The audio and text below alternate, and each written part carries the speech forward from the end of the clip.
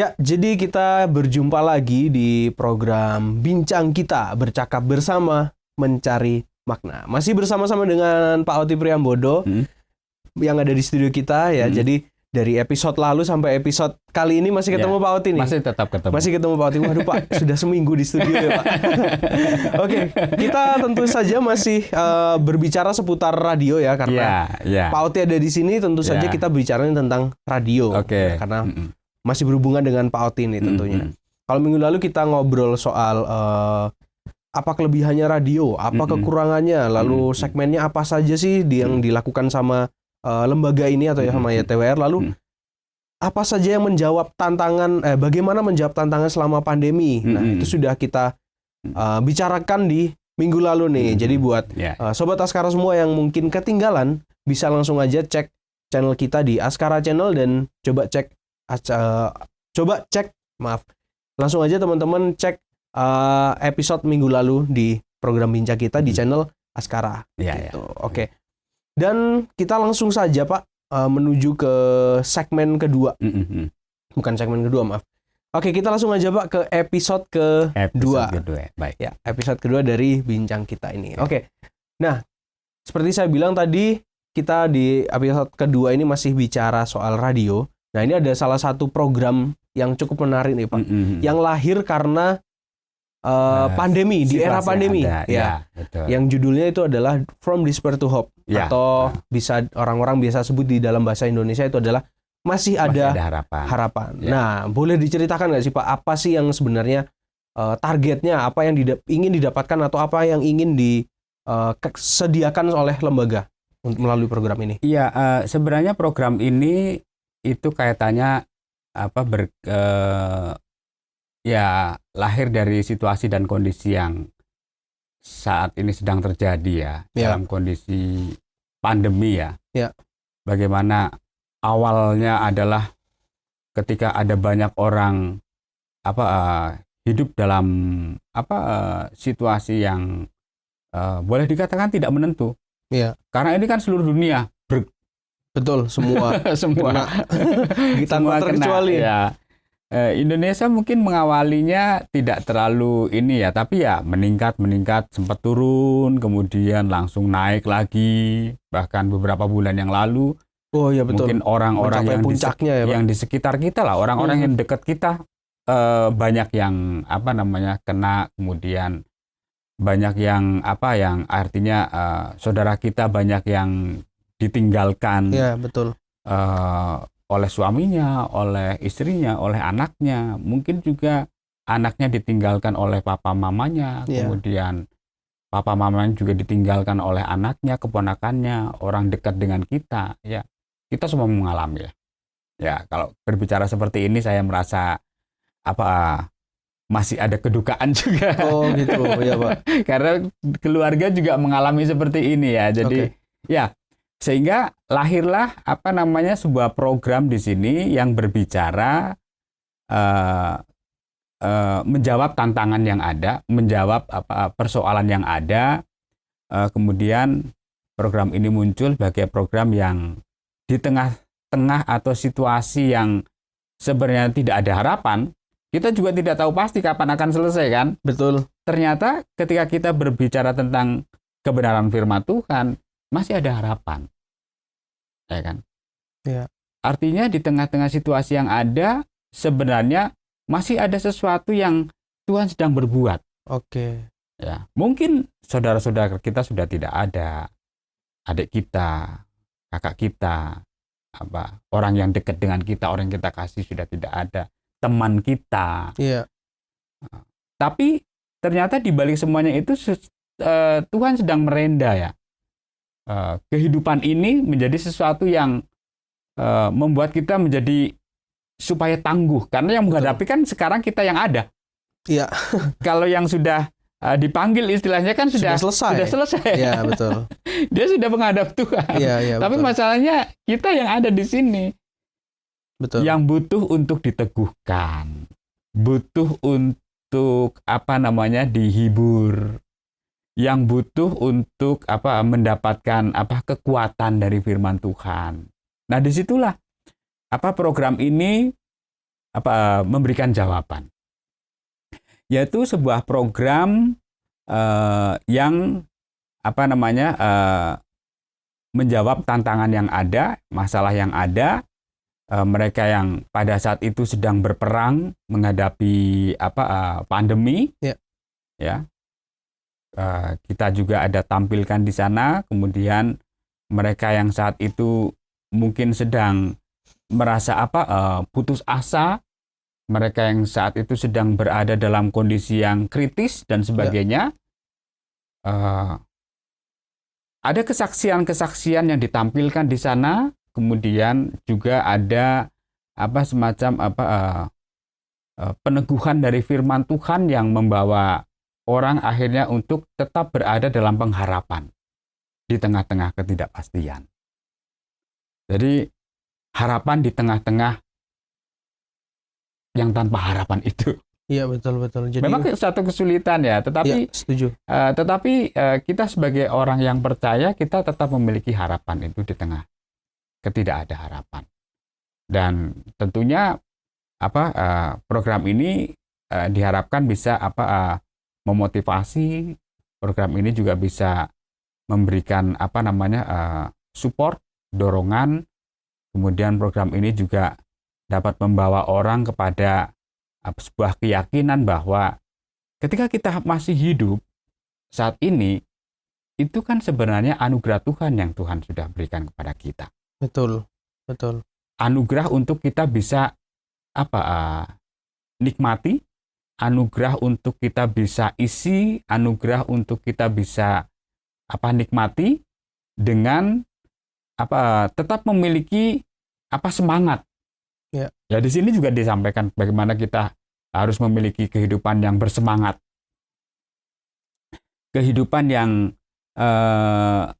kita jalani adalah kehidupan yang tidak melihat kepada masa lalu.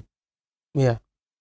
Tetapi kehidupan yang kita jalani adalah kehidupan yang real, yang nyata. Tetapi bersama dengan Tuhan, kita memiliki sebuah pengharapan. Karena apa? Pengalaman-pengalaman yang menyedihkan tentu pasti masih saat ini masih mengalami ya, karena mungkin masih beberapa bulan ya pada umumnya ya. Karena kan saudara dan orang-orang yang kita kasih itu pada umumnya kan paling banyak itu sekitar bulan Juni, Juli, Agustus, 3 bulan yang lalu itu yang cukup cukup parah sih. Bahkan ada teman-teman kita juga mungkin satu gereja, mungkin satu kantor juga, teman kita juga ada juga mereka yang mengalami seperti itu dan mereka berjuang luar biasa. Dan disinilah program itu membawa kepada orang supaya mereka memiliki keyakinan yang teguh, kepastian di dalam Tuhan Yesus Kristus sebagai Tuhan dan Juru Selamat di dalam hidupnya. Sehingga mereka akhirnya bisa bangkit, kemudian bisa memiliki sebuah pengharapan di tengah-tengah ketidakada harapan. Iya. Jadi itu tujuannya Pak ya? Iya. Tujuan dari program From Despair to Hope itu. Oke. Oke Pak, kita sudah dibilang bahwa hampir 2 tahun. Nah, hampir 2 tahun ini tentunya banyak banget yang sudah terjadi nih Pak. Nah, kalau Pak Oti sendiri melihat selama 2 tahun belakangan ini atau selama masa pandemi ini, apa sih yang bisa dipetik, pelajaran apa yang bisa kita ambil dalam pelayanan radio ini? Ya, yang jelas bahwa hidup ini adalah sebuah misteri ya. Wah, hidup ini sebuah misteri, betul. Iya, kan betul, setuju saya. Kita tidak tahu apa yang terjadi. Kalau kita ada sebagaimana kita ada itu kan karena anugerah Tuhan semata. Iya. Yang tadi saya sudah sampaikan juga bagaimana saudara-saudara kita sudah menghadap Tuhan lebih dulu. Iya. Berarti kita bisa menikmati sekarang dalam anugerahnya. Berarti ada sesuatu yang Tuhan sedang berbuat untuk kita. Nah, di balik situasi yang ada selama masa pandemi ini yang sudah hampir 2 tahun ini, ada pelajaran yang kita dapatkan di sana. Pelajaran untuk apa? Untuk kita diajarkan untuk tidak egois. Ya. Tidak egois. Penguasaan diri. Tidak egois karena apa? Karena kan berbicara ya istilahnya kita kalau saatnya kita harus berdiam diri ya berdiam diri. Iya. Ngikutin aturan pemerintah. Iya. Ya, artinya walaupun kita percaya bahwa hidup mati itu di tangan Tuhan kan, iya. Tetapi Tuhan juga memakai pemerintah sebagai wakil Allah untuk bisa mengatur kita supaya kita tetap hidup ya sesuai dengan sesuai dengan yang pemerintah mau juga supaya semuanya tidak kena kan. Kita harus hidup teratur, kita harus kembali kepada yang sebenarnya, kita harus hidup bersih. Iya. Ya. Kemudian kita harus menggunakan protokol kesehatan yang ketat. Artinya kan kita harus ya aturan-aturan yang ada kan. Betul. Misalnya harus cuci tangan, pakai masker ya. Kalau kita sudah cek dan sebagainya, kemudian kita sudah dalam kondisi yang kondisi yang sehat, berarti kan kita masih bisa bicara seperti ini kan. Iya, kita nggak pakai masker karena kita sudah memiliki keyakinan. Iya. sudah dicek dan kita nggak ada masalah. Iya. Kemudian hidup juga untuk bisa memperhatikan orang lain. Ya, itu penting sih, Pak. Dalam situasi seperti itu juga kita hidup bukan untuk diri sendiri. Iya. Jadi diingatkan ya, Pak ya. Diingatkan untuk saatnya memang kita harus berdiam diri. Saatnya Betul. kita harus maju. Kemudian kita harus jaga jarak. Ya, kalau dulu mungkin kita terlalu dekat jarak, harus jaga jarak. Iya. Kemudian yang dulu mungkin kita terlalu ribet dengan permasalahan dan sebagainya sehingga kita akhirnya tidak ada komunikasi lagi dengan anak-anak. Akhirnya anak-anak bisa kumpul lagi. Iya. Ya, kan? Ya kan ya? Sekolah jadi ya, ini dulu Pak ya. Kan kayak anak-anak saya juga kan ada yang sekolah di Jakarta, ada yang di Jawa Tengah. Akhirnya dikumpulkan jadi lagi. Satu. betul. Jadi satu, ada kesempatan untuk bersekutu, ada kesempatan untuk lebih banyak waktu ya. Nah, dalam kondisi sekarang ini kan orang lebih banyak untuk melakukan sesuatu sesuai dengan keinginannya. Tetapi dalam situasi yang ada sekarang ini kita belajar banyak hal, belajar untuk memperhatikan juga lebih baik lagi pada orang lain. Ya tadi tidak egois misalnya. Kemudian berkorban juga, kita juga berbagi. Kan ada program kita juga yang kita sampaikan bagaimana peduli dari kita juga kepada para pendengar juga ada. Itu kan berkaitan dengan bagaimana kita juga berbagi. Seperti itu. Ya itu paling tidak pelajaran yang kita dapat angkat dari pandemi saat ini. Kalau saya nangkapnya sih ini sebagai pengingat ya Pak ya. Lebih sebagai pengingat selama pandemi ini karena memang kalau sebelumnya kita bisa bebas ya, ini kita kayak dikurung gitu. Nah, tapi dikurung ini juga banyak sisi positifnya sebenarnya. Iya. Kayak jadi kita nggak boleh egois sama orang lain. Betul. Ya. Kalau kita jaga kesehatan bukan untuk kita ya, untuk orang sekitar juga. Betul. Ya. Gitu. Karena istilahnya kesehatan yang kita coba upayakan itu kan sebenarnya menjaga juga orang lain. Betul. Gitu. Bukan hanya untuk diri kita. Ya. Nah, itu kan fokusnya kan seperti itu. Berarti kan. Betul. Karena kita butuh orang lain. Iya. Karena memang kita nggak tahu kondisi istilahnya kalau sekarang pandemi itu kan imunnya kuat apa enggak. Nah kita kan nggak tahu nih. Iya. Nah, untuk menjaga ya kita harus jaga satu sama lain itu tadi. Yang salah satu kita diingatkan. Ya. Kita sekarang ke pertanyaan berikutnya nih Pak. Nah setelah 2 tahun ini dan pelajaran-pelajaran yang sudah kita dapatkan selama pandemi yang seperti Pak Oti sudah bilang cukup banyak. Dan melalui pelajaran ini, apa sih Pak yang akan kita lakukan ke depan? Harapan apa yang bisa kita lakukan ke depan? Pelayanan seperti apa yang harusnya kita lakukan ke depan nih Pak? Iya, pelayanan yang kita lakukan adalah ya pelayanan yang bisa menjawab menjawab permasalahan yang dihadapi ya. Ya khususnya kalau kita khususnya dari penyedia program ya, kita kan sebagai istilahnya lembaga yang bekerja sama dengan mitra yang ada di lapangan, kemudian kita berjejaring juga dengan radio-radio yang ada, otomatis kan kita juga harus melakukan upaya-upaya supaya bisa secara berkesinambungan program-program kita juga akhirnya memang bermanfaat untuk orang-orang yang selama ini sudah mengalami dampak dari pandemi ini. Jadi ya betul. Seperti tadi kita memiliki harapan bahwa melalui program radio yang kita produksi, paling tidak ada orang juga akhirnya boleh diteguhkan, dikuatkan, boleh juga mengalami perjumpaan juga dengan Tuhan kan, sehingga mereka akhirnya memiliki keyakinan bahwa di tengah-tengah situasi yang ada pun kita masih bisa eksis dan bisa bertahan. Nah itu yang bisa kita lakukan. Kemudian selain itu juga program yang kita lakukan yang tentunya kita bisa berbagi dengan orang lain secara nyata lah. Nah, itu yang kita, dan itu memang dilakukan oleh banyak orang ya, tetapi kita juga pada umumnya kita juga melakukan seperti itu. Ya.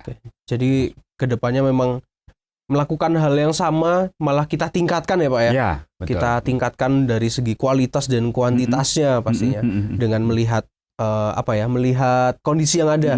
Jadi kita adaptasi. Ya gitu. Justru ini juga dipacu lah, dipacu kita untuk memberikan yang terbaik lagi. Karena kan istilahnya kan kita sudah kalau sudah melewati seperti ini kan berarti kita justru lebih semangat lagi. Betul. Lebih semangat lagi untuk memberikan yang terbaik. Betul. Ya kan? Kesannya kayak lagi diuji gitu Pak ya. Dan katakanlah kita bisa dibilang hampir lulus. Hampir lulus gitu. Okay. Ya paling tidak kita sudah melewati tahap sampai saat ini, berarti ada tahap berikutnya ini yang lebih lebih menantang, lebih parah dari sebelumnya. Ya karena kita tentunya memberikan yang terbaik dalam program-program radio misalnya, tentu juga meningkatkan hal seperti itu. Oke. Nah, tadi kita bincang soal ini, kira-kira Pak Oti ada nggak sih ayat yang sekiranya bisa menguatkan pelayanan kita nih? Ya, ada satu bagian firman Tuhan juga yang paling tidak ini memberikan semangat juga bahwa tetap mengingatkan kita bahwa dasar dari segala sesuatu yang harus kita lakukan adalah bagaimana kita memberitakan firman-Nya. Ya tentunya kita menyampaikan pesan-pesan itu dengan apa yang di sana ada berkaitan dengan meneguhkan orang dari pengalaman-pengalaman yang dihadapi saat ini, misalnya karena pandemi. Jadi dalam kitab Roma Roma pasal yang ke-10 ayat yang ke-14 atau yang ke-15 dikatakan demikian. Tetapi bagaimana mereka dapat berseru kepadanya jika mereka tidak percaya kepada Dia? Bagaimana mereka dapat percaya kepada Dia jika mereka tidak mendengarkan tentang Dia? Bagaimana mereka mendengar tentang Dia jika tidak ada yang memberitakannya? Dan bagaimana mereka dapat memberitakannya jika mereka tidak diutus? Seperti ada tertulis, betapa indahnya kedatangan mereka yang membawa kabar baik. Oke. Jadi kita kan memberitakan kabar baik kan? Kabar baik tentang bagaimana Tuhan sudah menyelamatkan kita sampai saat ini, sebagaimana kita ada, dan itu yang harus diberitakan kepada banyak orang. Jadi tetap kabar baik itu juga kita sampaikan melalui program-program yang kita produksi, program-program yang kita buat, pesan-pesan yang memberikan semangat, gairah di dalam kehidupan, yang membawa orang juga memiliki keyakinan, kepastian bahwa hanya di dalam Tuhan Yesus Kristus itulah yang membawa orang artinya bisa memiliki kemenangan. Oke. Seperti itu Mas. Oke, dari Roma 10 ayat 14 15. Nah, itu yang sekiranya bisa menguatkan atau bahkan bisa menambah ini Pak, menambah motivasi kita untuk terus melayani. Oke. Jadi terima kasih Pak Oti sudah bersama-sama kita dalam bincang kita, bercakap bersama, mencari makna, dan kita sudah mendapatkan makna melalui perbincangan ini Pak ya, dari episode pertama minggu lalu dan juga episode kedua yang ditayangkan hari ini. Nah, banyak hal yang sudah kita dapatkan tentunya melalui perbincangan ini. Mulai minggu lalu kita bicara soal ini Pak, kelebihan dan kekurangannya radio. Lalu apa yang bisa dijangkau radio dari mulai fleksibilitasnya, kesederhanaannya, dan segala macam hal yang bisa dilakukan melalui pelayanan radio. Kita juga tadi sudah ngomong soal program yang tercipta melalui pandemi atau jawaban yang kita berikan kepada orang lain melalui pandemi ini melalui program From Despair to Hope. Nah, itu juga sudah kita bicarakan cukup banyak. Jadi buat Sobat Askara yang ingin menyaksikan episode pertama, langsung aja klik di channel kita di Askara Channel atau lewat link yang nanti akan disediakan. Dan teman-teman tentunya program bincang kita ini akan lanjut lagi di episode berikutnya. Kita tidak berhenti di episode kedua dan tentunya dengan host yang lain. Nah, jadi minggu depan ini hostnya berbeda. Nah, kalau sekarang ada Bias Paris, minggu depan ada siapa? Tunggu aja minggu depan ada siapa, dan tentunya dengan narasumber yang lain dan informasi yang menarik lainnya. Oke Pak Oti, terima kasih banyak sudah menemani bincang kita untuk 2 episode langsung Pak. Terima kasih untuk waktunya dan terima kasih untuk informasi dan makna yang sudah dibagikan untuk pendengar semua. Oke, sampai ketemu di episode berikutnya.